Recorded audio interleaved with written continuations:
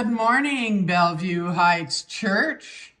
This is Darlene Kiteley, and it's June 20th, 2023. Yep, that's a skate you see in front of you. And this morning, that's what we're going to talk about. This is not about me, even though I suppose some people are interested, but I will give a little brief background on some of that. Some of you know that I was a professional figure skater before I taught school. I'd like to point out, many of you say, oh, I could never skate. Well, you hear how hard that is? And you wonder how these kids can jump up at the air and turn 4 revolutions and land and their ankles hold them. Worked with ice capades in Santa Monica, California for many years. And I worked at what was referred to as their International Training Center. And because I worked there, I was able to brush shoulders with different skaters from all over the world. And when I say brush shoulders, that's what I mean. So today we're going to talk about one of those people that I brushed shoulders with.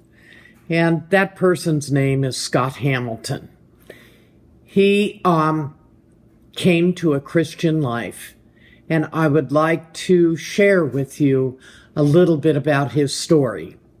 He came to this because of the hardships that he had been through while growing up and after that. Enjoy. Everything I had, my childhood illnesses and losing my mom and having all kinds of financial difficulties and coaching failures. Many Olympians, it's more about the destination instead of how you get there. I was very sick as a child. No one could figure out what was wrong with me. And so, the story gets told about, just everything. I wondered who I am in all of this and how am I to fit in with the rest of my kids my age, and I start skating. And then I realized after a few weeks that I could skate as well as all the kids. And then after a few more weeks, I realized I could skate as well as the best athletes in my grade. And then my health started to improve. And it was miraculous. And then, I fail a lot and I win a lot. And I fail a lot and I win a lot. And then all of a sudden, I'm an Olympic gold medalist. And now I've got a professional career. And it was remarkable that 13 years in, I get cancer. I go through chemo and radiation. Chemo and radiation. And then after I get married, I have my first child. I'm symptomatic, and I go in and I find out that I have a brain tumor. I thought, now I think I've had enough of this health stuff.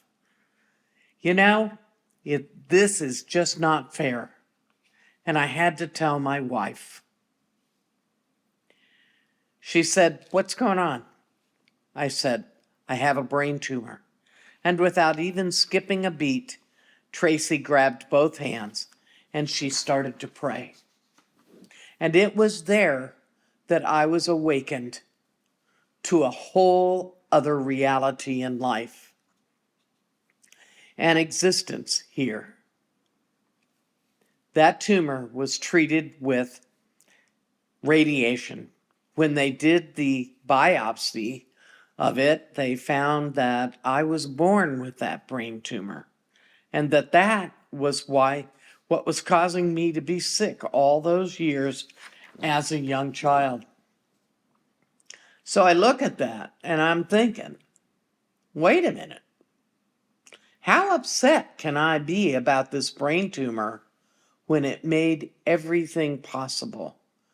Without it, nothing good would have happened, and I never would have found skating. I never would have been the right size because of all those years of lack of growth.